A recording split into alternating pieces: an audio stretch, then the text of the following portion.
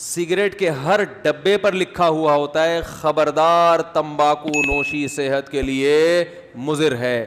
Knowledge تو آ گئی نا سگریٹ پینے والے کے پاس. کہتے ہیں دنیا میں واحد پروڈکٹ ہے جو سچ بول کے بیچی جاتی ہے اور تبھی سب سے زیادہ بکتی ہے. بھائی دنیا کی واحد پروڈکٹ ہے نا جس کے ڈبے پہ سچ لکھا ہوا ہوتا ہے. پیپسی پہ لکھا ہوتا ہے خبردار صحت کے لیے نقصان دہ لکھا ہوتا ہے, حالانکہ نقصان دہ تو وہ بھی ہے, میٹھا ہے نا بہت اس میں. ارے اتنی چینی جب پیو گے تو کہاں جاؤ گے؟ یا تو اتنی چینی پینے کے بعد پھر اتنا چلو بھی. پتہ نہیں کتنے چمچ ڈالے جاتے ہیں ایک کولڈ ڈرنک کی ایک بوتل میں چینی کے. اتنی چینی جب پیو گے تو یا تو بھاگو, اسے یوٹیلائز کرو, نہیں کرو گے. کہیں لکھا ہوتا ہے بوتلوں پہ یہ جو کولڈ ڈرنک ہے کہ جس نے یہ پیا ہے تو براہ مہربانی آدھے گھنٹے کم از کم وہ واک لازمی کریں, پھر یہ جزو بدن بنے گی. لکھا ہوتا ہے خبردار پوستیوں کے لیے صحت کے لیے نقصان دہ ہے یہ. ارے یہ لکھا ہونا چاہیے نا بوتلوں کے اوپر خبردار پوستیوں کے لیے بوتل پینا, بولے نا مضر صحت ہے نا. جیسے سگریٹ کے ڈبے پر لکھا ہوتا ہے کہ وہ ہر ایک کے لیے, تو یا کم از کم یہ تو ہو کہ سست لوگوں کے لیے کولڈ ڈرنک پینا مضر صحت. لکھا ہوتا ہے؟ نہیں لکھا ہوتا. لکھیں گے تو پھر ہو سکتا ہے وہ ان کو خطرہ ہوتا ہے کہ نہ بکے. واحد ایک سگریٹ ایسی چیز ہے, چائے جھوٹ بول کے بیچی جاتی ہے. یہ خوب ذہن, میں نے چائے پر بہت تحقیق کی ہے بڑے بڑے ڈاکٹروں سے جن کی ریسرچ ہے. یاد رکھو ہر ڈاکٹر کی ہر چیز میں ریسرچ نہیں ہوتی. بعض دفعہ ڈاکٹر بھی جان چھڑا رہے ہوتے ہیں, ان سے پوچھو نا یہ چیزیں, کہہ رہے ہیں یار میں نے تو مجھے نہیں پتا اس میں. جو اچھا ڈاکٹر ہوگا وہ کہے گا میری ریسرچ نہیں ہے.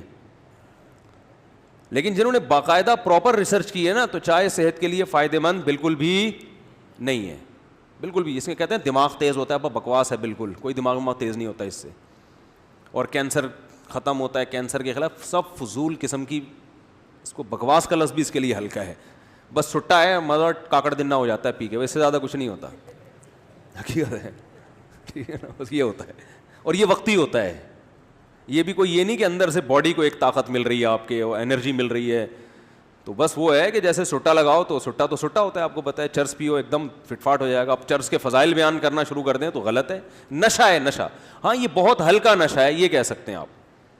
چرس, ہیروئن تو بہت ہی خطرناک چیز ہے, ہیروئن تو بہت ہی زیادہ, چرس اس سے کم. چائے بہت معمولی سا نشہ ہے لیکن ہے بہرحال نشہ ہی ہے. یہ کوئی اچھی چیز نہیں ہے. میں بھی پیتا ہوں, چھوڑ دی تھی 1 سال, پھر لوگوں نے پلا کے جہاں جا رہے ہیں چائے. ابے بھائی منع کرو تو لسی اٹھا کے لے آتے ہیں. اب لسی کون پیے گا اللہ کے بندو. تو مجبوراً پھر وہ ہے کہ چلو وہ ہلکی چیز ہے. تو ہم نے جو چائے دوبارہ ارادہ ہے انشاءاللہ دوبارہ چھوڑوں گا میں اس کو, پینے کی چیز نہیں ہے. اور پھر اب یہ اس کا حل سوچنا چاہیے نا. اصل میں جب تک کسی چیز کا حل نہیں سوچو کہ اس کے نقصانات کیا ہوں گے تو اس کی تلافی, تو پھر وہ بات بنتی نہیں ہے. میں نے گڑبڑ یہ کی کہ میں نے ایک دم چھوڑ دی. 40 سال تک چائے پی ہے ہم نے, بچپن سے, پیدا ہوتے ہی پینا شروع کر دی تھی. مائیں تو بچپن دودھ جیسے ہی چھڑاتی ہیں بچے کو فوراً چائے پہ لے آتی ہیں نا, سب گھروں میں ہو رہا ہے. اب سوچو 40 سال ایک آدمی نے چائے پیو, دن میں 3 4 کپ, ایک دم چھوڑ دینا بڑا مشکل, لیکن ہم نے چھوڑ دی تھی. اور کئی دن تک دماغ کی سیٹنگ آؤٹ رہی ہے, لیکن 1 سال چھوڑ کے پھر وہ 10 دن میں کیفین کا نشہ ختم ہو جاتا ہے, لیکن ایک یادیں وابستہ رہتی ہیں. کیفین کا نشہ ماہرین کہتے ہیں اس میں کمی بیشی بھی ہو سکتی ہے, 10 دن تک رہتا ہے, بہت زیادہ 10 دن آپ پریشان ہو گئے, اس کے بعد فٹ فاٹ ہو جاؤ گے. لیکن وہ رہے گا, ایک ٹھڑک رہے گی. کسی کو چائے پیتا ہوا دیکھ کے دل چاہے گا لے لوں, یہ ٹھڑک باقی رہتی ہے. 3 4 مہینے میں یہ ٹھڑک بھی کیا ہو جاتی ہے, ختم. اور 1 سال میں تو بالکل ختم ہو گئی تھی, بڑا مجاہدہ کیا. لیکن وہی ہے, یہ میں آپ کو جلدی بتا دوں تاکہ جو چھوڑنا چاہتے ہیں نا تو وہ اس پر عمل کریں, یہ چھوڑیں, اس کا نقصان ہے آپ کو. میں نے چائے جب چھوڑی تھی تو مجھے سب سے بڑا فائدہ ہوا تھا, مزاج میں ٹھنڈک پیدا ہو گئی. جو تھوڑا بہت جذباتی پن تھا وہ کیا ہو گیا. ابھی تو ٹھنڈے مزاج کی ضرورت ہے, اور جس کے 3 4 گھر ہوں اس کو تو بہت ٹھنڈے رہنے کی ضرورت ہے نا. وہ تو ورنہ وہ ادھر جائے گا, ادھر پھڈا, ادھر جائے گا, ادھر پاگل ہو جائے گا. تو چائے چھوڑنے کا سب سے بڑا فائدہ یہ ہوا تھا کہ دماغ کو سکون ملا ہے, کیونکہ نشہ ہے نا, نشے سے وقتی فائدہ ہوتا ہے, ورنہ انسان ڈپریشن میں جاتا ہے. تو بہت دماغ میں ایک یعنی بہت سی باتوں پہ پہلے غصہ آتا تھا، وہ غصہ آنا ختم. اب ٹھنڈے دماغ سے آدمی فیصلہ کرتا ہے. میدا صحیح ہو جاتا ہے. چائے پیٹ کا بیڑا غرق کرتی ہے. میدا پہ بہت اچھا اثر پڑا تھا. یہ 2 فائدے تو فوراً ہوئے تھے. خیر تو میں جلدی سے وہ بتا دوں پھر بیان کی طرف آتا ہوں. اب یہ ہوتا یہ ہے کہ ہمارے ہاں جب بھی کوئی ملنے آ رہا ہے، کسی سے ملنے جاؤ تو وہ کیا پیش کرے گا؟ چائے. اب میں نہیں پیتا تھا، میں نے کہا نہیں پینا، تو اس کو ایک الگ ٹینشن کہ اب ان کے لیے کیا بناؤ. وہ بھائی کچھ بھی نہیں بناؤ، آؤ بیٹھو گپ شپ لگاؤ. یہ ضروری ہے کہ جب بھی کوئی آئے تو ٹھوسنا ہی ہے اس کے منہ میں لازمی؟ یہ کون سا کلچر ہے بھائی؟ کھانے کا وقت ہے تو چلو کھانا کھلا دو، نہیں ہے تو بس ٹھیک ہے بیٹھو آرام سے. ہمارے کلچر بن چکا ہے کہ ہر وقت جگالی کی طرح منہ چلنا چاہیے. بکریاں جگالی کر رہی ہوتی ہیں نا، یا تو کھا رہی ہوں گی یا اس کھائے ہوئے کو ہضم کر رہی ہوگی. کبھی گائے بکری کو دیکھا تمیز سے بیٹھے ہوئے؟ بکری تو میں نے دیکھی ہے، بکری کو جیسے ہی کھڑا کرو گے بس منہ مارنا شروع کرے گی، کھاتی رہے گی کھاتی رہے گی، یہ کھائے گی. چلو اب رات کو آرام سے بیٹھ کے سو جاؤ، نا نا نا نا، اب منہ گھمانا شروع کرے گی جگالی. تو آج بھی انسان کا یہی حال ہے، ہر وقت اس کو کیا چاہیے؟ زبان کا ذائقہ. تبھی تو چائے کا ایک نقصان یہ ہوتا ہے، روزہ نہیں رکھ سکتا آدمی. یہ بڑا نقصان ہے. جو لوگ نشے کے عادی ہوتے ہیں، چائے نسوار پان گٹکا، روزہ بہت ٹف ہوتا ہے ان پہ. روزہ رکھنا بڑا مشکل ہوتا ہے کیونکہ ان کو پھر وہ مخصوص ٹائم پہ چائے چاہیے، نہیں چاہیے تو روزہ کھلتا ہے. تو چائے چھوڑنے کا بڑا فائدہ یہ ہوا تھا مجھے کہ روزے دڑا دڑ بڑے آسان ہو گئے تھے. سمجھ رہے ہیں؟ اب دیکھو جو نسوار کا نشہ چائے سے بھی زیادہ سخت ہے، ان کے لیے رمضان کا روزہ بڑا ٹف ہوتا ہے. روزہ کھولتے ہی 2 پکوڑے کھائیں گے فوراً نسوار، پھر ایک دم اب پتہ چلے گا اللہم لک صمت وعلی رزقک افطرت. تو کیوں اپنے آپ کو کسی چیز کا محتاج بناتے ہو بھائی؟ اپنے آپ کو کیوں آدمی کسی چیز کا محتاج بنا دے کہ وہ نہ ملے تو تکلیف ہو؟ تو یہ نہیں ہونا چاہیے. خیر تو اب جہاں بھی جا رہے ہیں چائے، منع کریں تو بھائی کچھ تو کھلانا ہے. مفتی صاحب آئے ہیں، یہ بیان میں ذکر کر دیں گے کچھ نہیں کھلایا انہوں نے، تو وہ لسی لے کر آ رہا ہے اتنا بڑا گلاس لسی کا. ابے بھائی اس کو کون ہضم کرے گا؟ پھر وہ کوئی جو ہے وہ کوئی کافی لے کر آ رہا ہے، وہ تو چائے سے بھی زیادہ خطرناک ہے کافی، وہ تو اس میں تو زیادہ کیفین ہوتی ہے. تو پھر ہم نے کہا یار وہی ٹھیک تھا. کیا تھا؟ اب کبھی ہم کہہ رہے ہیں ادرک کا قہوہ بنا دو، تو وہ ادرک گھر والوں کو مل نہیں رہا. بنایا تو اتنا ادرک ڈال دیا کہ وہ تو آنتوں کو گلا دے گا بھائی یہ ادرک، کیونکہ عادت نہیں ہے لوگوں کو کتنا ڈالنا ہے اس میں. تو اب بہت پھر وہ دوبارہ ہی ہو گیا حساب کتاب. پھر آپ کو پتہ ہے جب ایک دفعہ دوبارہ شروع ہو پھر چھوڑنا بڑا مشکل ہے. چھوڑوں گا انشاءاللہ، یہ اس کا باپ بھی چھوڑے گا. یہ چائے پینے کی چیز نہیں ہے. تو اب چھوڑنے کا ایک طریقہ یہ ہے کہ آپ اس کا آلٹرنیٹ یہ تلاش کریں کہ اب لوگوں سے تو ملاقات تو ہوتی ہے، کچھ نہ کچھ تو وہ کھلائیں گے ہی، تو اپنے کھانے کی چیز اپنے ساتھ لے کے جائیں. سمجھ رہے ہیں نا؟ تو میں سوچ رہا ہوں کسی حکیم سے رابطہ کر کے دار چینی، لونگ، ادرک، یہ 3 چیزوں کا قہوہ بڑا خاندانی ہوتا ہے. اس سے آپ یہ چائے کا بہترین آلٹرنیٹ ہے. اس سے باڈی فریش بھی ہوتی ہے، کولیسٹرول لیول بھی کم ہوتا ہے، اور طبیعت بھی فٹ فاٹ، دماغ بھی واقعی سچی مچی کا تیز ہوتا ہے.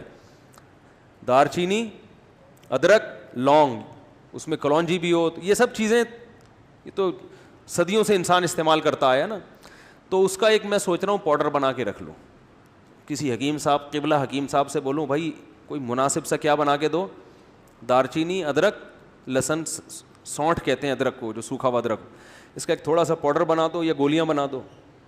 اب کسی بھی گھر میں گئے ایک ڈبی سے ایک گولی نکال کے دی، ابے پانی میں ابال کے اس کو ڈال دے یہ بنا کے لے. یہ ہماری پتی ہے. یہ کیا ہے ہماری؟ آپ نے چائے اگر پلانی ہی ہے تو یہ لیں اور اسے پانی میں بوائل کر کے لے آئیں. ہم اپنی پتی اپنے ساتھ، جیسے شوگر کے مریض اپنی شوگر اپنے ساتھ لے کے گھوم رہے ہوتے ہیں نا، اور یہ دودھ پتی بھی ہے، اس کو دودھ میں ڈال کے پی لو تو دودھ پتی کا مزہ آئے گا. اور اس سے آپ کو فریشنس وہی حاصل ہوگی جو کس سے ہوتی ہے؟ چائے سے، اس سے بھی زیادہ، اور وہ واقعی ہوگی. سمجھتے ہو کہ نہیں سمجھتے؟ لیکن اپنی ذمہ داری پہ کرنا ہے آپ نے یہ. تو یہ میں سوچ رہا ہوں کہ کچھ کر کے پھر دوبارہ سے چھوڑیں گے انشاءاللہ. خیر تو میں یہ عرض کر رہا تھا، دیکھو میرے بھائی، اللہ نے انسان کو کیا صلاحیت دی ہے سیکھنے کی، تو یہ ہے اصل. اب سیکھنے میں سب سے پہلے علم جو ہے نا اس کے مختلف درجات ہیں. اللہ کرے میں 10 منٹ میں اپنی بات جلدی سے صحیح طرح سے مکمل کر لوں. سیکھنے کے درجات مختلف ہیں کہ سیکھ کیا رہا ہے. دیکھو ایک آدمی ڈاکٹر بن رہا ہے, میڈیکل سائنس کا علم سیکھ رہا ہے, یہ بھی سیکھنا ہے, کیا خیال ہے؟ اور ایک آدمی مٹی کے برتن بنانا سیکھ رہا ہے,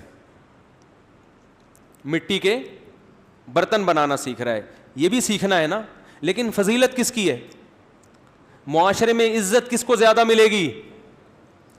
بول لو کیا ہو گیا؟ ڈاکٹر کو. یار یہ زیادہ مٹی کا برتن ٹھیک ہے, لیکن وہ نہ ملے تو کوئی ٹینشن نہیں ہے, یہ تو فیکٹریوں میں ویسے ہی اتنا کچھ بن رہا ہے,